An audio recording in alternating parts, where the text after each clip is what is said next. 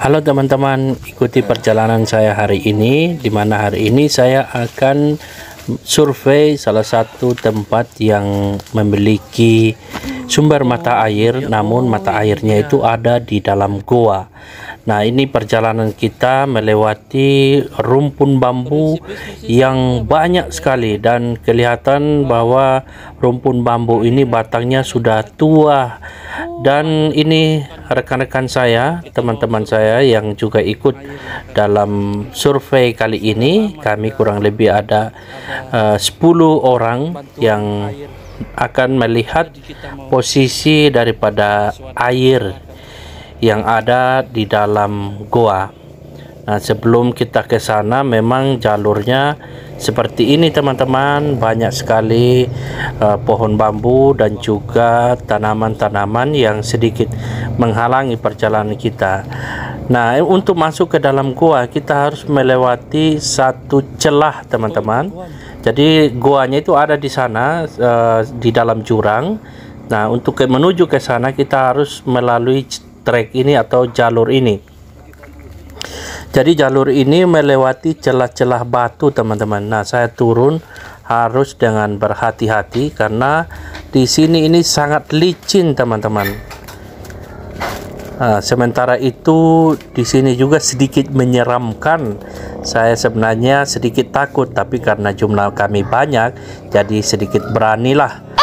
Nah, ini kami sudah pada turun satu demi satu secara perlahan-lahan karena memang kondisi jalannya licin teman-teman. Nah, ini adalah celah-celah batunya. Ini memang agak menyeramkan, tetapi karena keinginan untuk menemukan sumber mata air itu, maka kita tetap berjuang meskipun medannya sangat berat teman-teman. Nah, setelah ini kita juga akan menuruni salah satu turunan yang sangat terjal. Selain itu juga jalannya ini sangat licin sehingga memang perlu ekstra hati-hati. Sayang sekali dalam perjalanan ini saya sebenarnya tidak begitu ready teman-teman, karena sebelumnya saya tidak terpikir bahwa medannya akan sesulit ini, sehingga saya pun tidak mengenakan sepatu yang sesuai dengan kebutuhan landasan tanah yang licin dan berlumpur ini. Mungkin di kedatangan atau survei yang kedua saya akan menggunakan sepatu yang berduri sehingga lebih nancap waktu menuruni tanah atau jalur yang licin dan terjal ini teman-teman. Nah, ini kita harus turun secara perlahan-lahan, dan di sini seperti teman-teman lihat tidak ada pegangan sama sekali sehingga harus benar-benar ekstra hati-hati.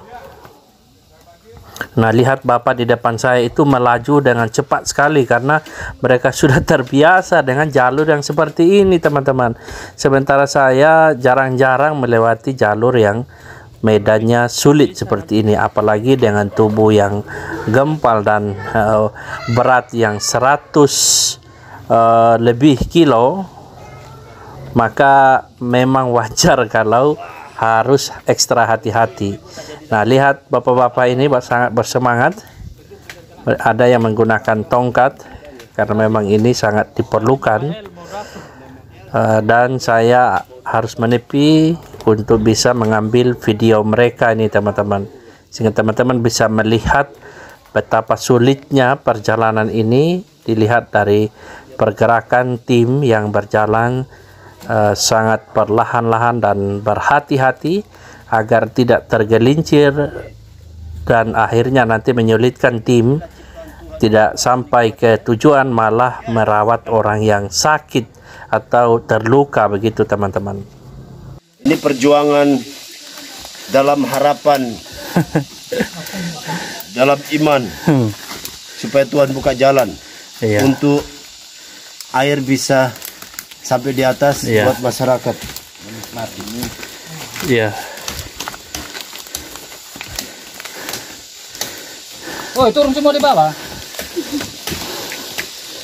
Turun semua di bawah, jangan tekan di atas. Jangan gantung di atas, macam di auto ya. Awas batu.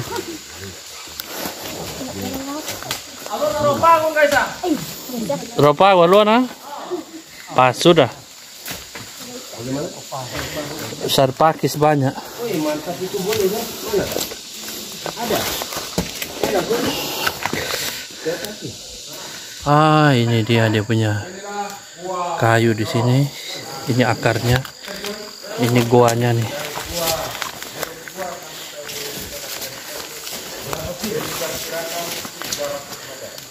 Katanya jarak dari mulut gua ke dalam itu 300 meter.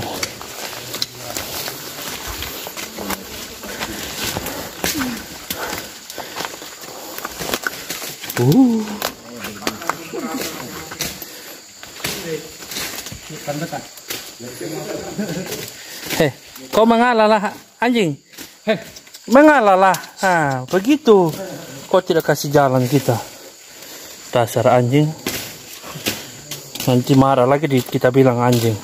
Padahal memang engkau anjing.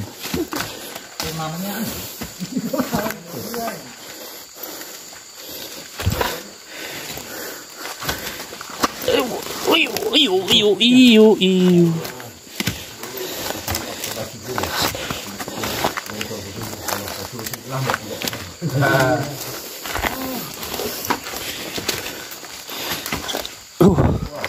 Pakai tongkat lagi. Masih banyak di belakang. Aman ini. Mas, kita yang bikin saya Dua sudah. direksa Pedam di dalam. dua sama luas sudah kita sampai di hanya di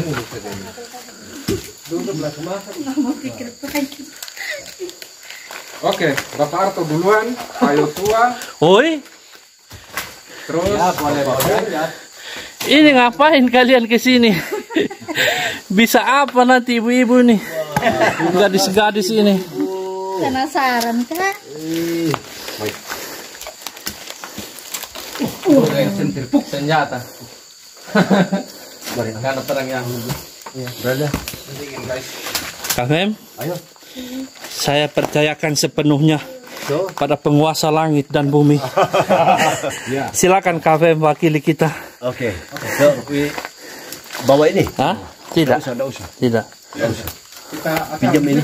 Hah? Pinjam barang. Tongkat. Ya. Ayo dah, jalan. Ayo.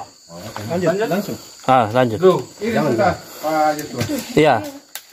Bagaimana? Kancen nih. Kita gini ya ini ting. Kita kibar. Itilin nala nanti lekalat.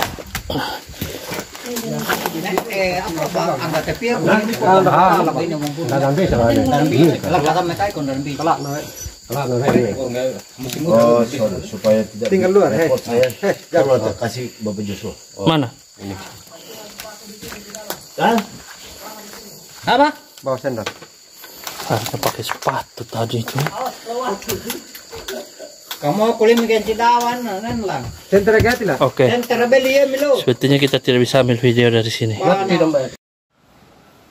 Ini kita sudah mau dekat dengan air di dalam gua.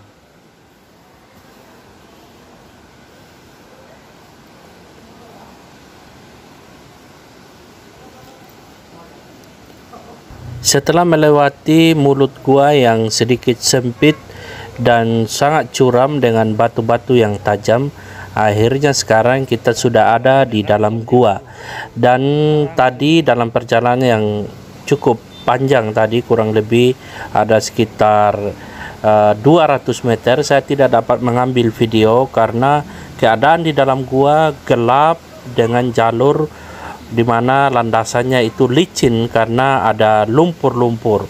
Nah, setelah mendekati posisi dari air terjun, kurang lebih jarak air terjun dengan posisi saya mulai mengambil video ini adalah kurang lebih 50 meter. Dan sekarang baru saya dapat mengambil video, teman-teman.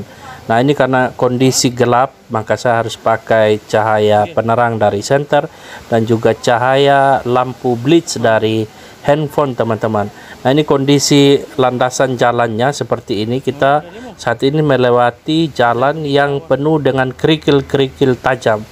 Namun mulai dari sini kita sudah bisa mendengar derasnya aliran air, yang mana air itu terjun ke bawah teman-teman. Jadi ketinggian dari air jatuh sampai ke bawah kurang lebih 3 sampai 5 meter. Sehingga derasnya air yang turun itu membuat terdengar dari kejauhan. Nah, hal ini juga membuat saya sedikit bersemangat meskipun melewati jalur yang licin dan bebatuan yang tajam, namun mendengar deras atau deruh air yang turun itu membuat saya kembali bersemangat untuk bisa sampai ke bibir atau ke tebing tempat di mana nanti kita menemukan sumber mata air yang dicari-cari itu teman-teman. Nah, ini mohon maaf kalau gambarnya goyang-goyang seperti ini, karena memang saya sendiri berjalan dalam keadaan yang tidak seimbang. Lalu handphone saya menggunakan tangan yang satunya, dan satunya lagi menggunakan tongkat untuk bisa menjadi pegangan teman-teman, karena kondisi memang sangat gelap dan juga licin, apalagi dengan bebatuan yang sangat tajam menusuk kaki saya. Sementara itu sendal saya sudah tinggalkan beberapa ratus meter di belakang, oleh karena kondisi jalan berlumpur maka saya tinggalkan sendal tersebut. Namun setelah semakin jauh baru saya sadari bahwa sendal itu sangat diperlukan, namun karena licin memang tidak bisa dipakai teman-teman. Nah, ini kita sudah sampai di bibir tebing di mana airnya dapat disenter dari bagian ini teman-teman. Ini cahaya senternya diarahkan ke tempat air yang jatuh. Oh, ini posisi airnya di sini. Cahaya senter juga terbatas, maka penglihatan deras akan besar atau ini posisi air sendiri sangat terbatas. Ini posisi airnya ini. Ini deras ini. Dia bisa terdapat terang ini. Oh, ini.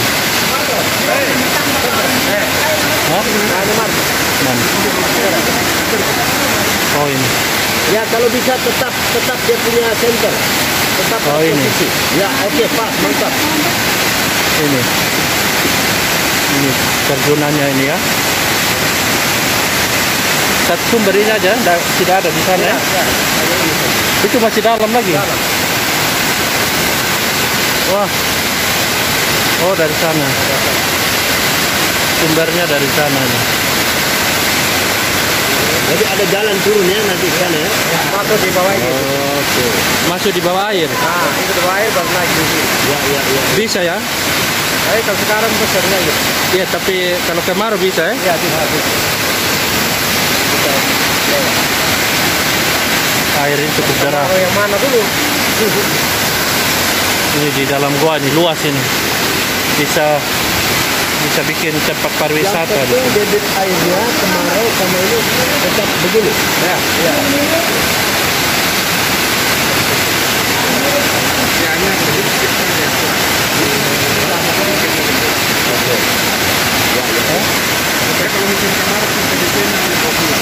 Tiga, kasih naik ke atas. Oke, naik terus. Oke. Oh, dari sini sumbernya. Turun lagi. Oke, terus ke arah tempat yang berdiri tadi.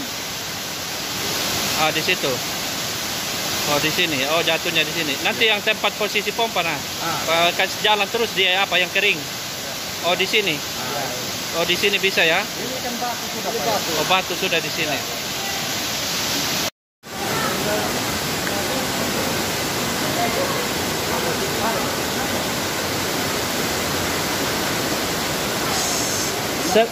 Sepatu KFM sampai ke sini. Ada pakai sepatu terus. Saya tadi lepas di sana. Nah, itulah posisi air teman-teman. Kalau kita Ikut bawah lihat saja. dengan kondisi air seperti itu, maka ini sangat sesuai dengan apa yang dipikirkan oleh tim, bahwa untuk menaikkan air ini dibutuhkan alat, baik itu berupa pompa, hidram, ataupun ada alat lainnya untuk dapat menaikkan air ini, karena posisi air ini ketika dinaikkan ke bagian atas atau di bagian luar, biasa orang turun untuk apa? maka itu dibutuhkan tenaga begitu. Kalau menggunakan pompa hidran, mungkin dalam perhitungan teknisi bisa diusahakan. Mudah-mudahan ada teknisi yang dapat membantu agar bisa menaikkan air ini ke atas, teman-teman. Karena apa? Air ini sangat dibutuhkan oleh masyarakat, dan masyarakat yang bakal menggunakan air ini diperkirakan lebih daripada 1.000 orang. Dan itu belum terhitung hewan atau binatang yang dapat mengkonsumsi daripada air ini, teman-teman. Sehingga kami sangat berharap ada pihak-pihak yang dapat membantu kami dalam mengangkat air ini. Soalnya di kampung kami sudah sekian lama belum ada bantuan sumur bor atau bantuan lainnya. Selama musim kemarau, para warga biasanya membeli air dengan harga 250.000 per tangki, yaitu kapasitasnya 5.000, dan itu digunakan sepanjang 1 bulan dalam musim kemarau. Nah, kalau musim hujan, warga menggunakan air tadahan untuk dikonsumsi dan juga untuk kebutuhan daripada mandi dan juga untuk minuman ternak. Sehingga dengan demikian kami berharap betul ada pihak-pihak yang dapat membantu kami dalam mengangkat air ini, melihat air ini, dan juga menurut kesaksian dari masyarakat lokal bahwa air ini tidak pernah kering. Meskipun di musim kemarau, air ini tetap deras dan tidak pernah berubah debitnya. Nah, mudah-mudahan sekali lagi dengan adanya video ini nanti dapat menggugah hati daripada saudara-saudari di luar sana yang punya kemampuan atau akses dalam memberikan bantuan agar air ini dapat dipakai atau dipergunakan oleh masyarakat yang kurang lebih jumlahnya 1.000 lebih sebagai pengguna atau pemanfaat daripada air ini, teman-teman.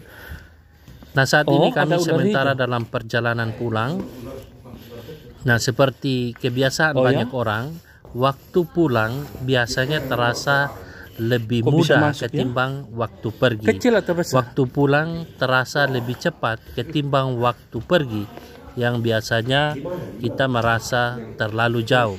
Nah, saat ini saya sendiri pun karena sudah menguasai area ini atau medan ini, berjalan pun lebih enteng dan lebih cepat, teman-teman.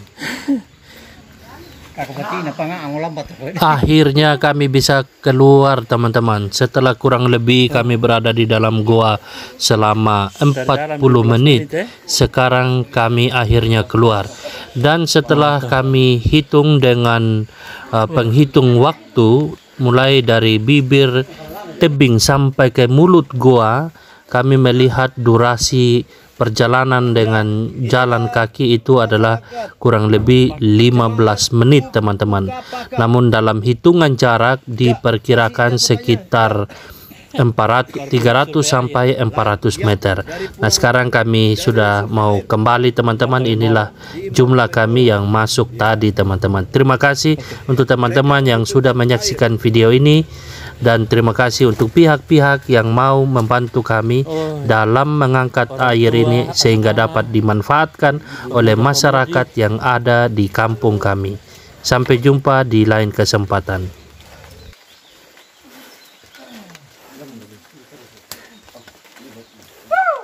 Ibu-ibu, kami dapat kalong. Oh, hadiah dari dalam gua, dari Matawi Bioro.